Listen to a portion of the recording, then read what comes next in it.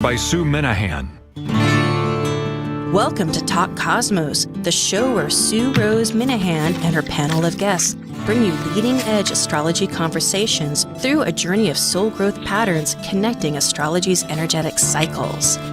Get ready to understand your path in the cosmic roots of the stars.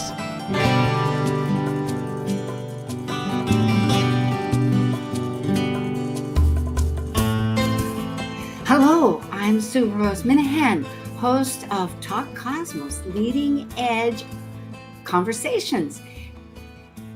And it is October 10th. We're bringing on a panel of Planet Buzz today, and our subject is going to be what's occurring right within the hour, and tomorrow, Saturn, our planet of structure and authorities, rules, going direct after its 4.5 month sojourn in apparent retrograde motion, as it does every year. It's very significant that it works with our goals, our entire goals. There's so much to say, and I'm going to let Planet Buzz do the talking. We are now ready for Planet Buzz.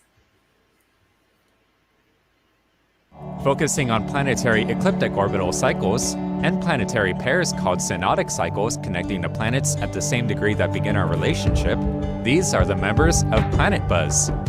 I'm Sue Rose Minahan, host of Talk Cosmos, an evolutionary astrologer and consultant, plus a certified color energy coach. I explore creative expression as an artist, a musician, and write abundantly, stories to poetry. I love investigating mythology's language, philosophizing eternity, and I'm a perpetual student of life, seeing oneness of body, spirit of people, animals, and nature. I'm Lesley Francis, author of the 2019 and 2020 Llewellyn Sun Sign books, a practicing professional astrologer intuitive, a lecturer, and host of my own podcast, Coloring Outside the Box. My lifelong search to understand what it is to be human led me to develop my own approach to astrology called purpose-centered astrology. I passionately seek to support people in their greatest act of creativity, living life, through consultations and webinars. Creator of star cards, I love talking and making people laugh. And I'm Dr. Laura Tadd. I have a PhD in human science and work as a spiritually oriented psychological astrologer with people around the world. I teach and lecture on astrology both in person and remotely. I have a blog. I have written for the Mountain Astrologer, Celestial Vibes, and Tarot.com. Additionally, I am the educational coordinator for Live Life Resources, an educational nonprofit specializing in resiliency training, education, and research. And as the ancient Hermetic code reveals, as below, so above. As above, so below. Thank you, Hermes. Yes. The great truth sayer, you might say, and trickster of us all. What you see isn't always what we get, I guess. It's Flip Wilson might have said. So Saturn, just as specifics to start with, on the 11th, today's the 10th, but I think, Laura, you were saying that it's going direct. And it started its retrograde on May 23rd. And it was 13.5 degrees Aquarius, and it's gone back to 6, almost 7, 6.53 degrees of Aquarius, meaning that all the fixed signs, and I'll recount them, Aquarius, Taurus, Leo, and Scorpio, in that range, or even a little bit beyond, which is pretty wide when you consider the orb possible 3 degrees. So if it'd be 3 degrees up to 16 degrees of those are being affected by this retrograde, which of course includes some of my planets, and I'm sure some of all of ours. And it also, maybe we want to talk a little bit about the shadow period. Is that an idea? That because it is from the very beginning, because the purpose of this, which I might just quickly inject, is that we're wondering what has gone on since the Saturn retrograde? What's going to shift and resolve? Because there's a lot of collective issues surfacing around, and we'll be talking about that besides the personal too. But just as far as the time period that we might be looking at, okay, so we know that it was May 23rd, up until now, which is 4.5 months later in October. But when that started was back in February, the 15th of February, when it first started at that degree of almost 7 degrees, 6 degrees Aquarius. And then it inched up until May, went retrograde back to 6 degrees. And now it's going to inch up again. I say inch up because it is way out there in our solar system beyond Saturn. It's the groundbreaker. No, it is Saturn. Thank you, Sue. It's in Aquarius.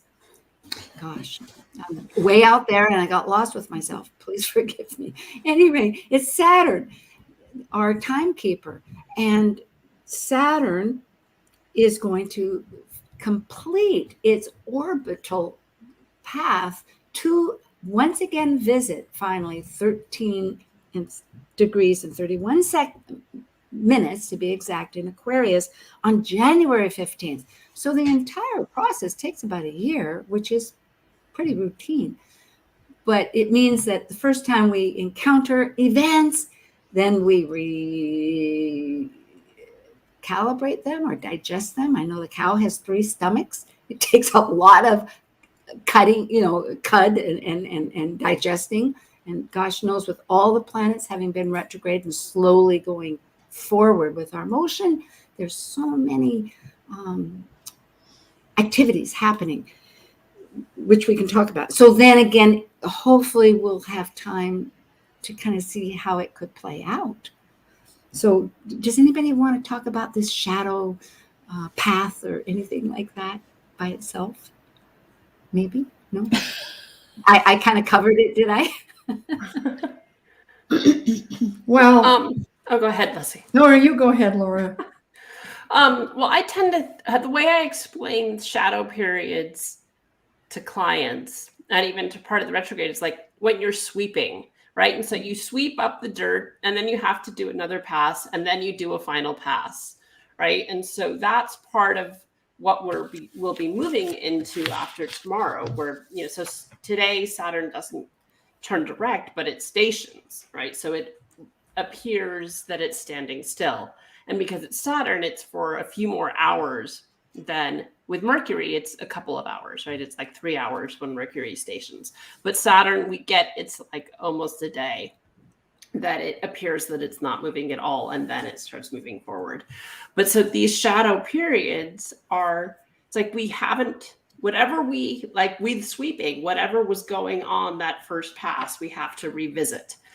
And just looking at what's been happening, Saturn representing in part authority and discipline and those types of and structure, right? As Rick Levine says, sort of all ST words in English are Saturnian. So that the structure that has been in place throughout most of this year is being reevaluated and recalibrated. And we see that happening globally in terms of politics. And so I do think that that's part of it, because of it being in Aquarius. Then it's this balance of Aquarius being humanity and the collective. And so the group and authority and who has authority within a group or over a group, and that being in, and part of why we're not done yet. We don't know what this shadow will all represent, because we've got several months of Saturn catching up to where it was when it went retrograde in May. And so there's more to be revealed. I love it. Leslie, I'm eager to hear your take on all this too. Well, I'm probably going to talk about it more from a personal point of view. I often see what people call the shadow period as an internal period. So it's an invitation to go within and sort of ask yourself some important questions about, what is the structure in your life? What is the foundation in your life? And what about it requires pretty much what Laura was saying. What about it needs, in a sense, to be spruced up? I mean, I suppose you could call this a renovation period if you wanted to.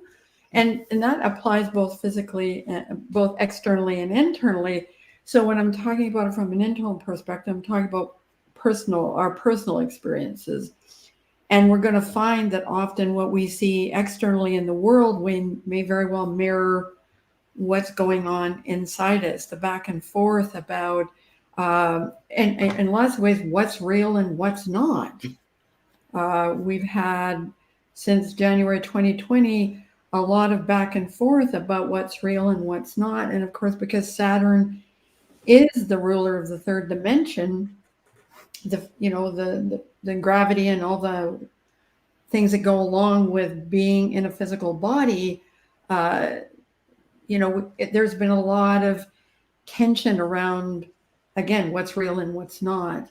But that also applies internally, like reframing where you might be going in your life, taking these experiences and looking at how they impact you internally. We know that there's a lot of information around about how this has impacted people in terms of learning, in terms of the depression, and those are the personal manifestations of the kinds of things that we're talking about. And I can sure tell that Mercury's retrograde because I feel like I'm circling the drain. Oh, Lesley and Laura, I just value both of you so much. I have been jotting down these because it's absolutely true. The 2 points, I guess, that I'm thinking is the global politics and the fact that it mirrors our personal mirrors. And that's exactly what Hermes was saying when we begin. It's such evident. And is it real or not? And so it is an invitation on every level.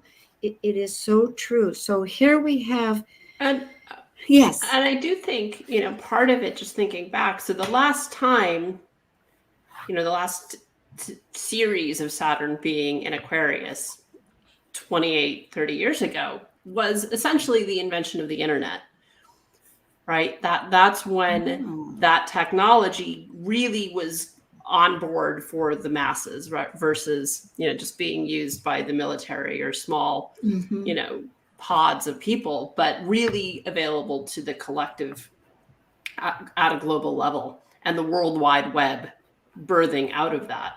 And I think that's part of the collective, Aquarius is about invention. It is about technology. And so I think that there is a piece of this too, of accountability around technology. We've invented this thing that we don't know how to control. Yeah, it's looking at consequences, like, thinking of the recent, the whistleblower from Facebook is a good example. I think that's right? part of this. Yeah, absolutely. And looking at what the impact is and the consequences. And of course, for me, Aquarius isn't as much about groups as it is about community. However, we've seen a huge polarization in terms of people aligning themselves over here and not wanting to listen to anybody who doesn't agree with them. And claiming authority through the technology. Yes. Right. Which, go ahead, Sue. Well, I was going to say absolutely. And then that begins to get involved with all these other energies that are also adding like a stew pot into this whole factor, because we have Uranus, of course, it is, Aquarius, we start going into astrology dispositors and then how they're acting and what, so that would involve other, the polarization. But this whistleblowing in the community, I think this is, along with the space, there's several subjects here that just stand out, and it is expanding this idea that we are global And that was a wonderful reminder that the internet was, because always looking back at the last cycle of the communication. So here we have this ability to communicate with everybody, and not just, and more so with Zoom and webcams and all of this. So it's visual. It's not just typing. We went from DOS to almost like a visual Mac out to everybody maybe.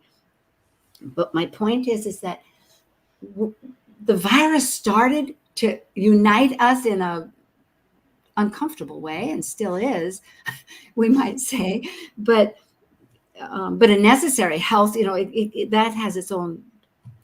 But this business of the whistleblowing with Facebook, there was the Pandora Papers, and then there was the whistleblowers. One was Facebook, and about that's being manipulating. We could all go back to Pluto with this, you might say, square Eris, in a sense that we talked about last time, that's in this backdrop of realizing, playing off of our natural tendencies that, of course, we react when we get angry and we want to, and it gets complicated. And then with the Pandora Papers, that we're being manipulated also, and deceived, betrayed, you might say. I mean, really, that begins to get the feeling on a public common denominator that the welfare of the group, the communities, the commonalities are not being supported.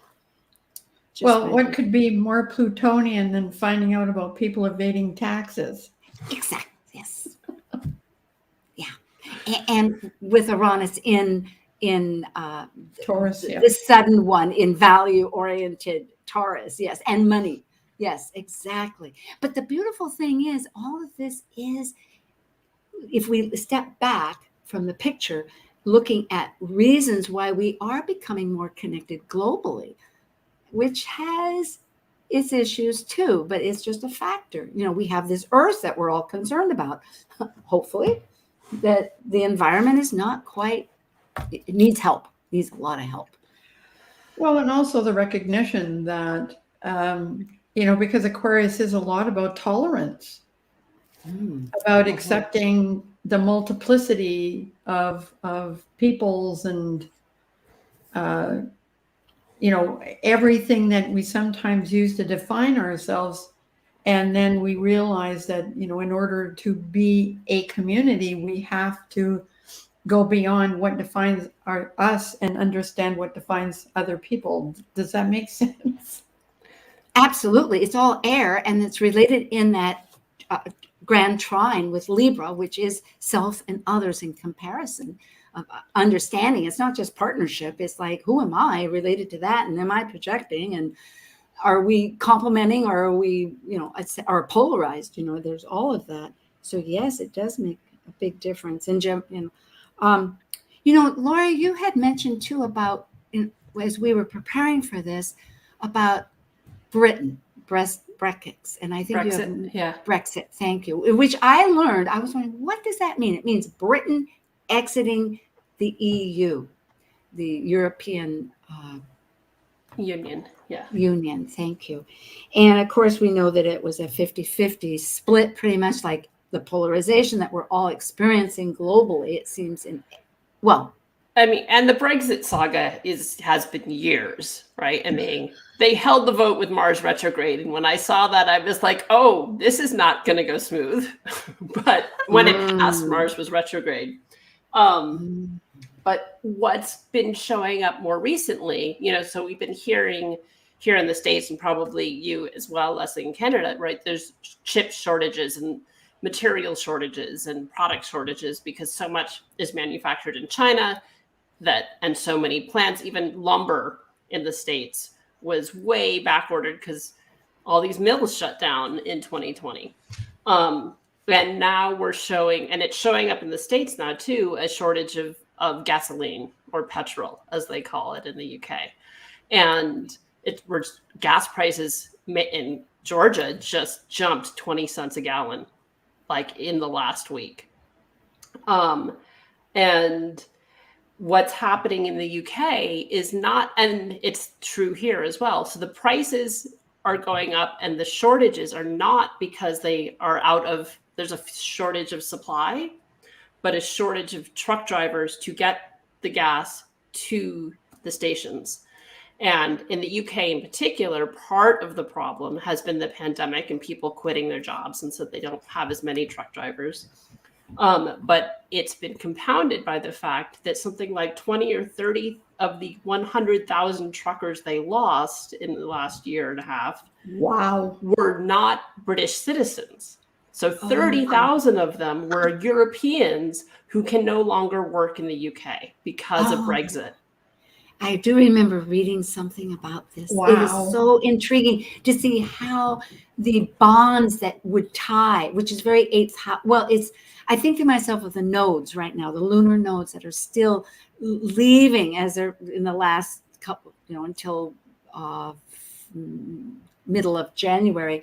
There's still the last part, North Node in transportation-oriented Gemini, and different cultures of Sagittarius with the South Node. So that's just a practical example of why that was such an ill-advised decision. It's like, and now people warned that they were going to find themselves in a hole of some kind, and maybe that's just the beginning. Yeah. I don't. Yeah, I mean, I think other supplies are limited too, but they're having, long lines at the pumps because there's a gas shortage, but not because of a lack of supply. I went to have air put in my tires at my dealership because I refused to pay for air. Thank you. And there are no cars, or there's hardly any vehicles in their lots because they're all in containers somewhere. Yeah. It's the same thing in the States. They're saying, don't buy new, don't buy used, because everything is so inflated right now because of a lack of supply that, they're charging for used vehicles what they would have charged for a new vehicle 2 years ago. Give you an example, I just had a subfloor put in my basement and they lifted the furnace, right? And I decided that it would be a good idea to put it on a platform. The cost of the platform, it's not that big. I mean, it didn't cost a lot of money, but the price doubled. The price doubled since April because all of a sudden the price of sheet metal has gone through the roof. Yeah. So I do think that that's part of all of this. The Saturn piece, maybe. Yeah. I think it's interesting that there was so much talk about an economic global reset, but nobody thought it would come in the form of a pandemic. Very true. We had no idea. I have a friend in Mexico, a lady who actually had, I knew her in Arizona. We were with the airline business and on the ground, not up in the air. And then she recently moved to Hawaii and returned back to Mexico, where she's an expat, as we could call it. And she was just relating to me that there's a shortage of finding gardeners, not gardeners, but maintenance people, that they're having a similar problem with having help, finding people to work. And they don't have subsidized incentive monies given to people, which I found very fascinating, which I don't know if we as on a social level, I'm thinking it's not anthropology, but anthropological maybe viewpoint, why, would I be using that right? Why we're experiencing the tremendous difficulties. I know that here in the United States, people need to work at home. Their children may be not going to school, or else they're too little to get shots if they are going to give them shots, or else they don't want to give them shots and they don't want to expose them to people. And it's complicated, when you start breaking down a system.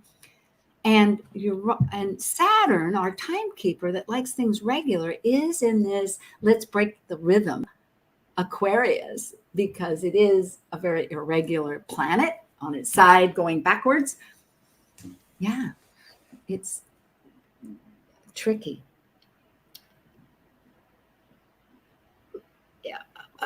the space. We have a couple of minutes. Let's talk a little bit about space, because during this time, talk about innovation, both Musk and Bezos. No, it was Richard Branson. And Elon Musk and Bezos. All three of them. I guess I missed the Elon Musk one. Sorry about that. He's a big one. He has, in fact, he's got this other thing that he's called the Star Rocket or something, and it's going to go to Mars eventually, and it's huge. Oh, but I won't be going. No, I'm not either. Thank you. I might just say, this was wonderful. I'll come back in the next life and figure it out then. I've given a lot of thought to that. I have. So, yes, but space is something that's also become a public affair. It's not just the elite of trained authority people. In other words, it's not just the it's astronauts. Still pretty elite. You've got to be a multi-millionaire to go up. And maybe you don't have to be an astronaut, but you've got to have a lot of disposable income. Yeah, although there were a few, I think, that did win a lottery or something of that. I forget which of these multi-millionaires. It could have been Musk or Bezos that offered it to the common but the persons. ticket to join the lottery was millions. Oh, well, there you go. Okay, So- yes, it's like all benefactors. Yes, but there is potentiality that this will become, on some level, an experience that you don't need to be trained to go to school. That there's other methods of. It's beginning to expand the horizons. That's what I meant, right? It is, and it's this interesting thing because Musk has this project in place, the Starlink project. Yes. Right. And I'm so conflicted about it because the idea is to put hundreds of satellites in the sky so that everyone has access to internet. And you don't need to worry if you're in the middle of nowhere in Nova Scotia or the desert in Africa or in LA, and everybody could have the same speed, which would solve a lot of global problems in terms of the digital divide and how that affects economies. But I don't want the sky littered with satellites. I have felt I'm an astrologer. I want to be able to see the star. I took a picture of Venus and the moon the other night. I want to be able to see that. I agree. I've also been very conflicted with that whole process, and just the idea way back when micro stoves were so much stronger, and people said stay away from the radiation, which I'm still not quite so sure about because it's reduced. But the idea of and then a 5G compared to 4G, but it's all this electronic vibrational energy that we don't know about. We will come back. Unless, Lesley, we're just past a half hour. Did you have a thought you wanted to share? Okay. With Dr. Laura Tadd and Lesley Francis and myself, Sue Rose Minahan, Talk Cosmos, Planet Buzz, October 10th, back with Saturn in its outrageous Aquarius strata. Be back.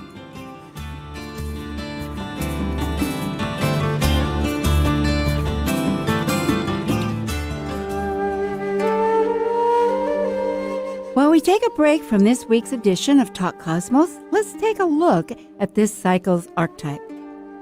We are currently in the Yang period of Libra, ruled dually by Venus. By leaving the lower hemisphere of the self, the energy of Libra enters the arena where the completed self meets the other than self to form a relationship based on partnership.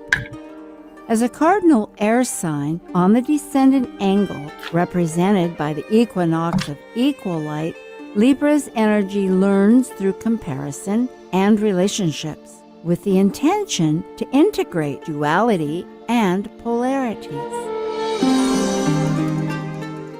Are you curious about the phase of the moon you were born under and what that might reveal? Join Lesley Francis, professional astrologer, intuitive, author of the 2019 and 2020 Llewellyn Sun Sign books, and host of her own podcast, Coloring Outside the Box, in a 4-week workshop titled Lunar Rhythms, using the phases of the moon for self-awareness and practical planning. Sponsored by the International Academy of Astrology, this class introduces you to each of the 8 phases, their characteristics, purpose, impact, and how they can be used personally to navigate your life. And you'll also learn how to identify the phase you were born under and how to access the power and potential of each phase so you can create a life more effectively lived. And if you are in any way fascinated by the moon, then this webinar is for you. A knowledge of astrology is not a prerequisite, just your date of birth. The webinar begins Thursday, October 14th, and lasts for 4 weeks from 5:30 to 7 p.m. Pacific Time. And for more information and to register for the webinar, visit astrocollege.org and scroll down to find the Lunar Rhythms webinar under upcoming events at IAA. Talk Cosmos brings you leading-edge astrological conversations with hour-long programs each week on KKNW. The show goes live every Sunday from 1 to 2 p.m. Pacific. Talk Cosmos weekly programs are also available to watch live on Facebook and YouTube, along with daily chats throughout the week on the Talk Cosmos YouTube channel. While you're there, make sure you click like and subscribe buttons so you can get the full Talk Cosmos experience.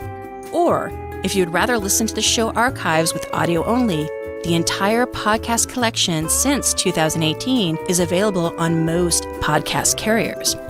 So, grab your coffee, tea, or kombucha and enjoy the show. Greetings. This is Karen Winterland, astrologer at seattleastrologer.com, and you're listening to Talk Cosmos on Alternative Talk 1150 AM, where we understand how to implement our free will through the cosmos.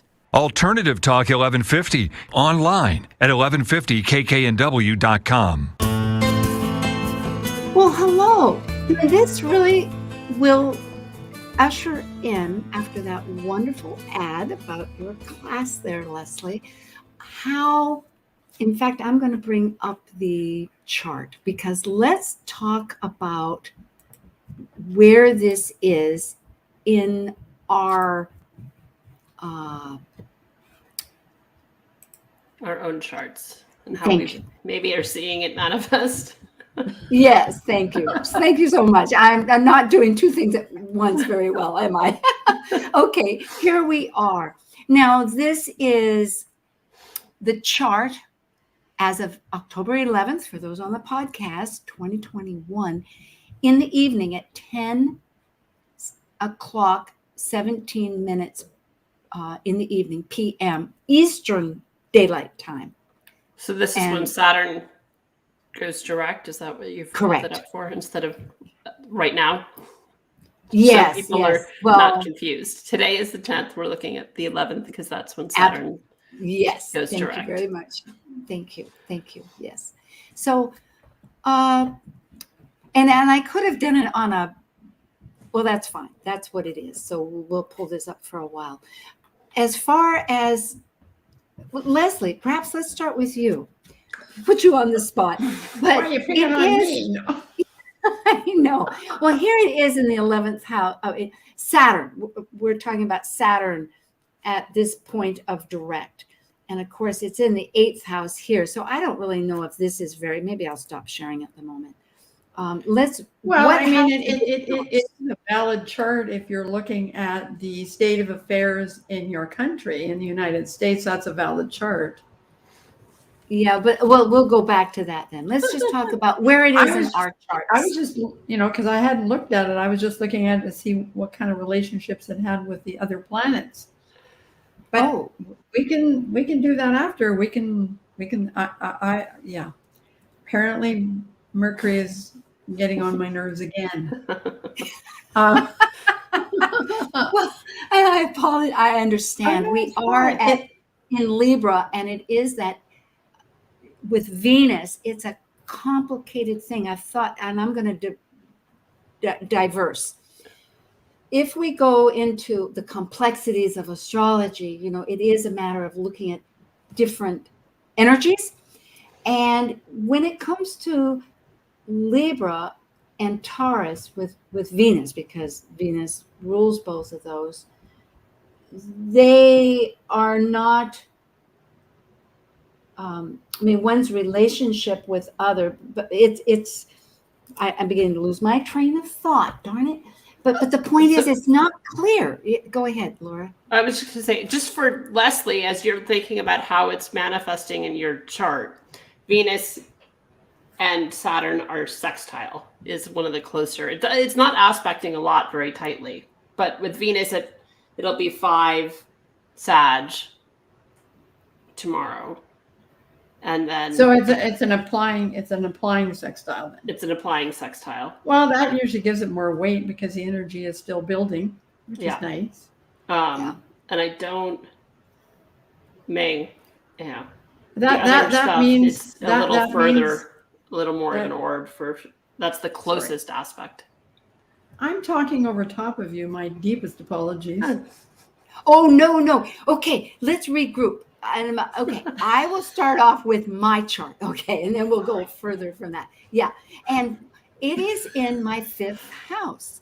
And this new innovative restructuring, which sounds so great, but there's a lot of work, obviously, for anybody that is aware of Saturn. You just don't build 4 corners immediately. And I'm always in awe of buildings that are straight up, especially, with a lot of the Netflix going back to the 800s or the 1200s or 14 or 1700s. And I'm talking about the different shows my husband's watching here about everything from the Medicis to King Alfred and Outlander. Gosh knows if other people have. But the point is, all the buildings are straight up. We know this. Well, it takes work. It takes a lot of coordination. So here it's in my 5th house. And I feel like just that. I'm relating and breaking down a lot and choosing what to keep and what to throw out. And it has to do with the house, not the household, but my creative interests. I don't have children. And I have a lot of creative interests. Talk Cosmos is one. And coming up with new ways to use the energy best and be truer to my vision. So it's become exciting, and it's a lot of work too. And on another way, I'm wondering if this little book club that you are both part of, that we're looking at Hermetica by Gary Caton, which has to do with Mercury retrogrades, which we're in right now. I happen to be born with, and I'm wondering, and we're wondering how to apply it. It's but that would be a creative energy, wouldn't it be? Where we're trying to look, in a sense, maybe not. Maybe for you, it's a creative process. It would be different for each person. Yes, there you go. Okay. Then Laura and I found a kind of Saturnian, actually. Oh, it is. It goes. We'll scratch that. But on a personal basis, I have been writing.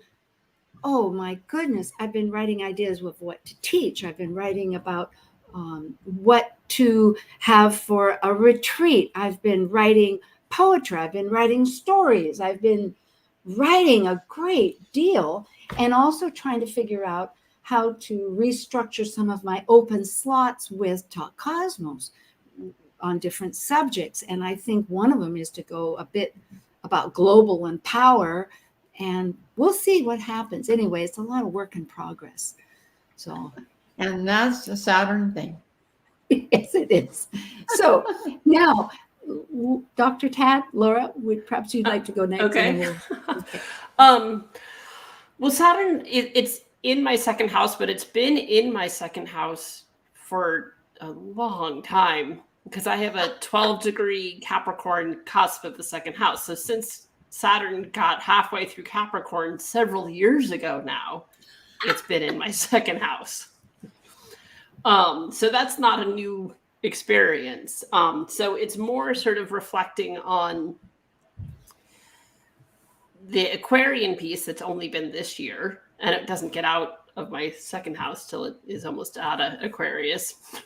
But so what I value, right? And what's important to me, my personal resources, but I also tell clients often, like, culturally, we get the idea that personal resources are tangible, physical, monetary resources, but it's greater than that, because what are the natural gifts? What are our natural resources, the natural abilities we came into the world with?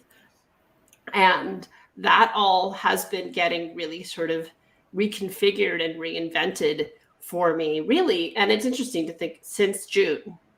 So, right. So if we look at it with May being the start of this retrograde, because I've been working as an editor for a nonprofit in Vermont that's integrating the chakra system into teacher training. And I'm restructuring their teacher training manual and rewriting their teacher training manual. And having this authority around this cutting edge information, which is that Aquarian piece, using a skill set that's very weird for me to have because I'm severely dyslexic. So the idea that I'm somehow the expert and the really good writer of this material has been an interesting process of like, I'm the one making it really clear, but I'm the one who needed help with my writing my whole childhood and all through school because I'm dyslexic. So it's been very interesting to see how that has manifested for me. And I think too, with the values piece, then like where you put your energy, standing by your values with it, for me, with it going through the second house of, with in the States, the potential strike that's going to happen with the television and film industry.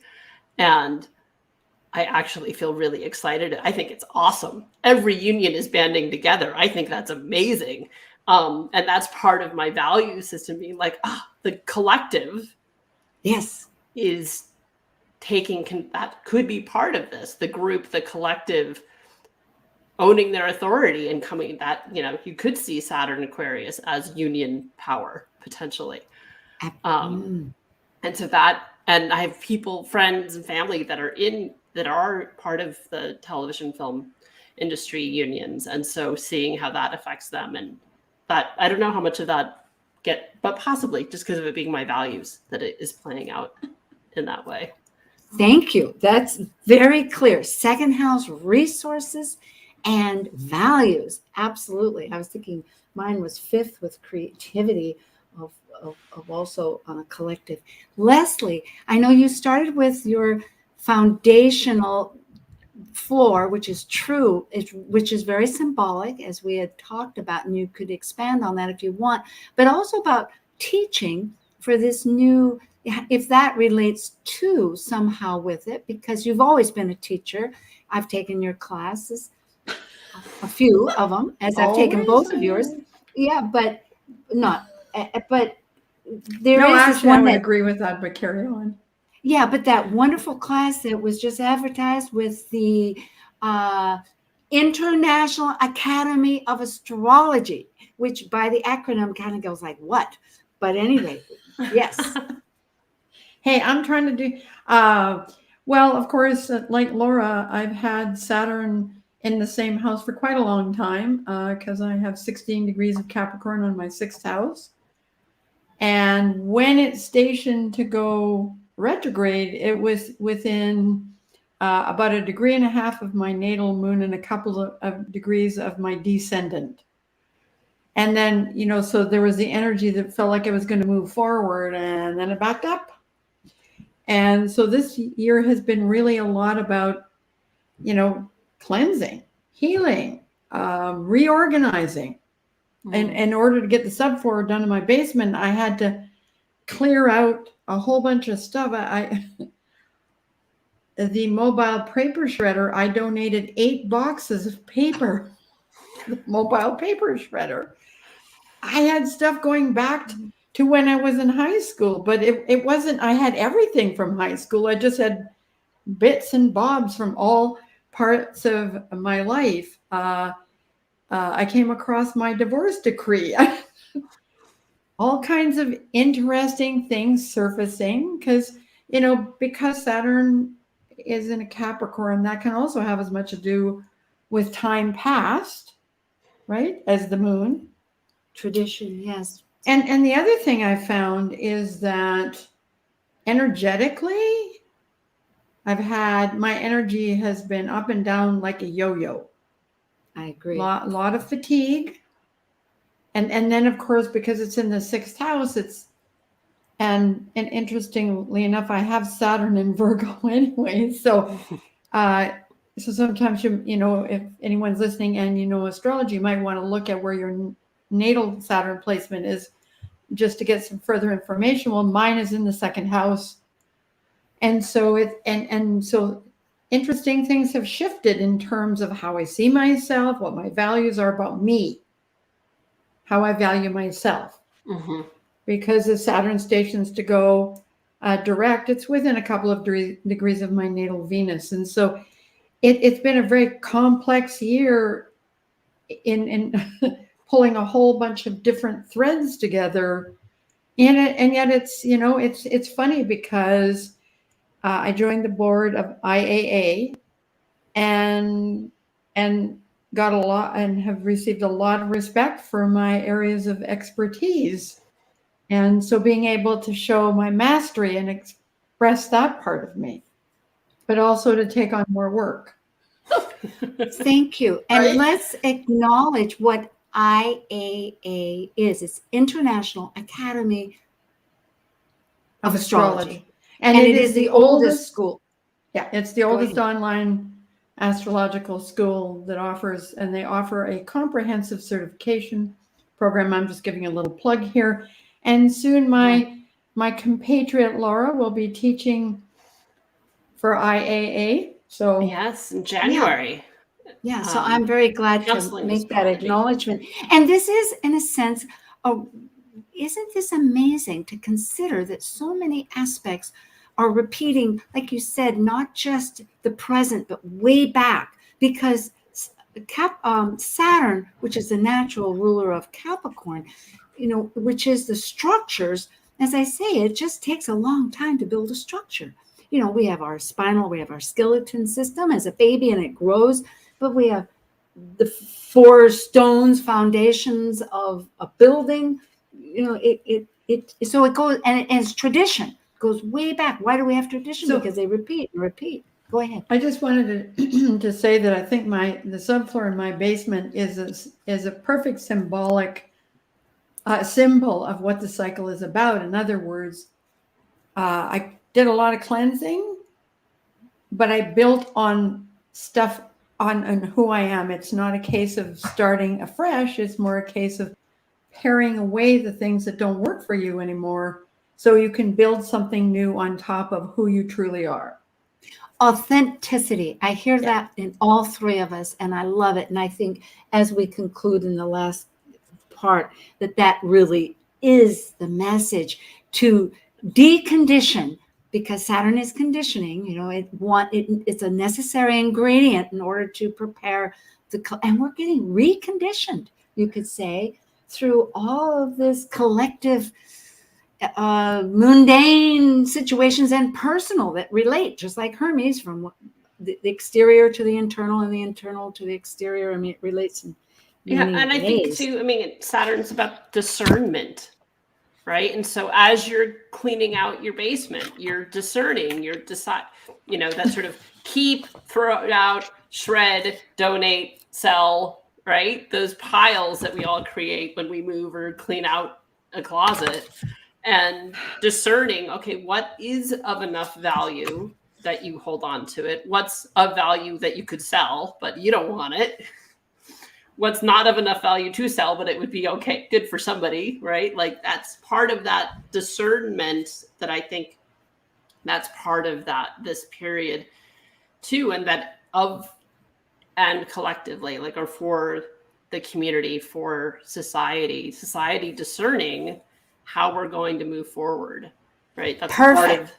And I think it's interesting, because I just wanted to say, I think it does reflect what the I Ching says, and that is that you cannot change the world unless you're prepared to change yourself. Absolutely. Accountability begins with the self. There is nobody else that we can change, and that is eternal message everywhere. Thank you. Let's look at this chart in the last few minutes. And for those folks, once again, it's October 11th at 10:17 in the evening, Eastern time, wherever you want to be at. This happens to be Washington, D.C., just for the fact that we're coming out of the United States. But as you were speaking and had mentioned, right in the 6th house, according to this particular chart, which has very late Gemini rising, 28 degrees, 40 minutes, almost, at the very end of Gemini, almost at the solstice point, the power point. But anyway, Venus is our planet of values and relationships in philosophical Sagittarius of cultural belief systems, etc. Needing to voice our opinions is conjunct by 3 degrees to the South Node, meaning of what's part of our baggage, you could say, and we're needing to release. And so there it is. Would you agree? It's very pertinent. And what else? Anybody And look she's at? just so bright in the early night sky right now. At least here, that so bright. I caught a really good photograph with the moon. Excellent.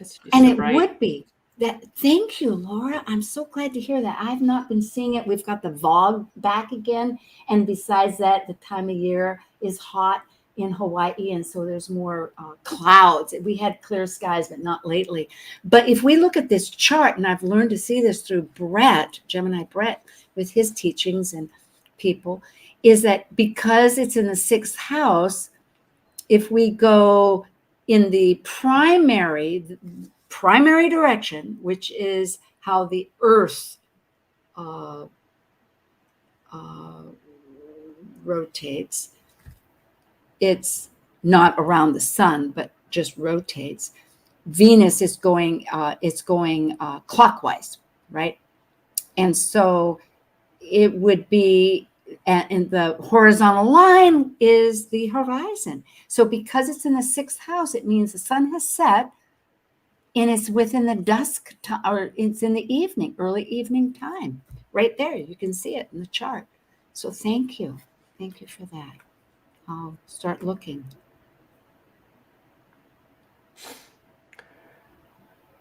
Yeah, I think there's a lot, we were looking at with this chart earlier, and we were talking before, and it's now a little past. It's actually going to be with Mercury tomorrow rather than this Mars-Sun conjunction. But this yod that we've got going on with Uranus, then is sextile Pallas, and then they're both quincunx in conjunct Mercury. It was the Mars-Sun conjunction just a couple of days ago. And that being, I think that may have happened, right? That was closer to when the Facebook story broke about a week ago, right? Well, actually, would you take the opposition to Chiron? And then the opposition to Chiron is right there too. And so we are healing a lot of identities, our own identities, but that's absolutely how to find the common ground between authentic values with Aquarius and our thinking Mercury with relationships of self and others with, Pallas, and our strategy of working with what powers we can control and what we can't control. Okay, so there's the other thing. Is control not an illusion? Yes, control nothing, create everything. That's in other words, what can you be accountable for? What can you take charge of? And what do you just have to surrender to? Yes, the old creed of the alcoholics, which is not a bad creed, regardless of your experience. But yes, control nothing, create everything, and work with what. And that's the gift of working with it opens up new vistas, right? Because then you see signs of metaphysical wonder. Right now, the music is telling us a metaphysical wonder that we must say adieu, adios, Sayonara. Yeah, other languages. Well, thank you. Lesley from Canada. Dr. Buonanotte. Yeah, I was trying to think of the Italian one. Or buonasera would be like, I think it's Toodaloo. Till again, with love. Thank you for joining us on Talk Cosmos, the show where Sue Rose Minahan and her panel of guests connect soul growth patterns with the energetic cycles of astrology. Be sure to tune in next Sunday at 1 p.m. Pacific Time to continue your journey through the roots of the cosmic pathway.